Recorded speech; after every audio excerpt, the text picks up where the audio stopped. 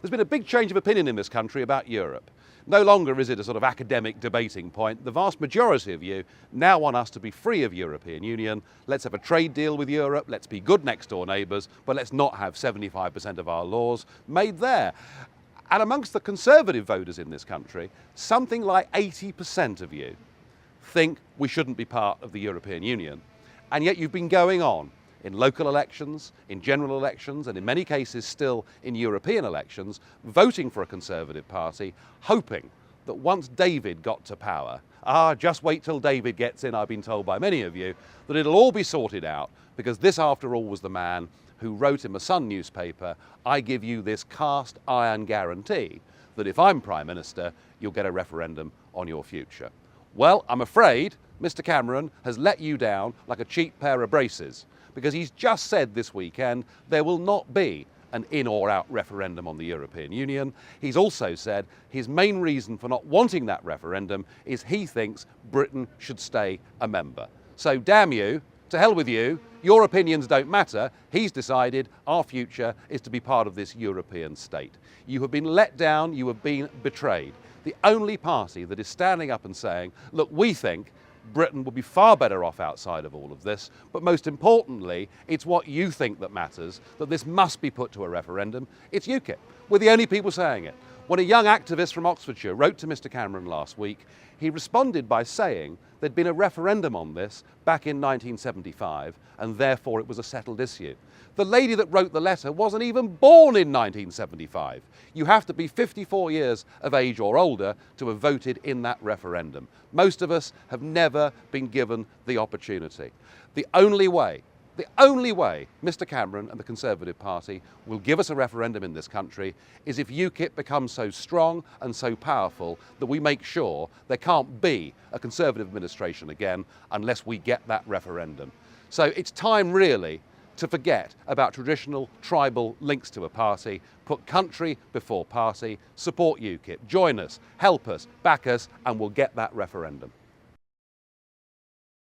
With me now is Lisa Duffy, who is the mayor of a small town in Cambridgeshire called Ramsey. And as you can see, she's wearing her mayoral chain. Lisa, most people think that UKIP is a single-issue party, that we contest European elections, and we don't discuss anything else. How on earth do you come to be here wearing a mayoral chain? Because we're not a single-issue party. We're completely relevant at local level, and we live and breathe localism. So you've got Conservatives out there shouting localism, localism, but UKIP are delivering it. We work hard on behalf of local people, we deliver on behalf of local people, so we are relevant, and 353,000 people also agreed with us. Yeah, I mean, this perhaps surprises people that in the local elections across England, a lot of people did turn out and vote UKIP. But just give us a sense of what our foothold is in local government in Cambridgeshire. It is about listening and working hard on behalf of local people. So if their issue is the gritting, we go out and grit the paths and we make it happen for them. If it's housing, if it's to do with the graveyards, parks, green spaces, we work there for them. Dog muck. You know, we're there, we're making it happen. And how many councillors do you have then? We have 9 on our town council. Wow. So we have the majority on there. We could have taken all of the seats, but we chose not to because we thought it was good to have a mixture of new and old. And you've also got a base in district and county council as well? We have 2 district councillors and a county councillor, and we will be fighting for the 3rd seat in this coming election in May. Right. And when you meet people, are they surprised that there's a UKIP mayor? Oh, incredibly surprised. But actually, everyone's going, good on you. You know, you're saying everything that we want to say and are told we can't say. And it's really exciting going around meeting other mayors from other towns, and everyone's patting us on the back and asking us, how did you do it?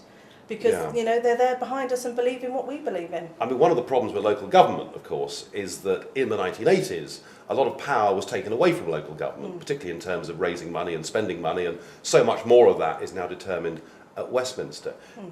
What is the UKIP view on local government raising its own money, on local citizens? Do we believe in referendums? What do we say to people when they say, look, I feel that Westminster is detached from me, but I also feel the local town hall is as well? Yeah, and it is. It's about communication.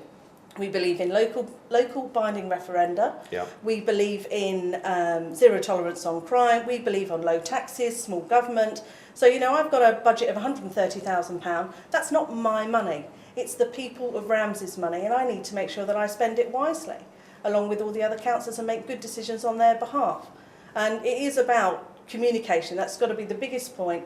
Letting people know what we're there for, what we're doing, but what do they want. So it's a big two-way battle with it. So what's the biggest single issue in Ramsey? There's no big single issue in Ramsey. Okay. Believe me, we've got a lot of work to do.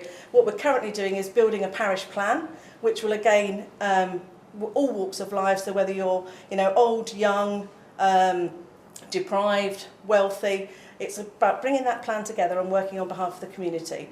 My big plan as mayor is to bring in a youth town council so that we're actually hearing the voice of the youth, because everyone highlights the bad things that they do, don't highlight the good. So let's get them involved in the democracy process, and there are future councillors in the years ahead, and hopefully UKIP ones. And every year we have a round of local elections that go on across England. Do you think that UKIP can do what you've done across the rest of the country? Absolutely, and people are crying out for UKIP, absolutely crying out for it. So I would, suggest to everyone, get off your backside. You've got to work hard. It doesn't come easy. No. But if you work hard, listen to what people want and deliver, they will vote for us. Well, there you are. UKIP, not a single issue party, not a party that just fights European elections, but a party that increasingly is fighting thousands of seats every year in local government, and as we can see here, achieving some real success. A new competition. It's called Mug of the Month, and we want you to engage in this. Now, I'll start the batting off. My Mug of the Month is Gordon Brown. He said at the weekend that if the Eurozone leaders had listened to him, they wouldn't be in the mess they're in. This from the man that sold 400 metric tons of gold at $258 an ounce, and it's now trading at $1,700. So I think he's a worthy winner. But please, if you see inanities, stupidities, email them into this address, and the winner each month gets a free lunch. Finally, if you like what you've seen on this podcast, tweet about it, put it on Facebook. Let's get the UKIP message heard by an even bigger audience. Thank you.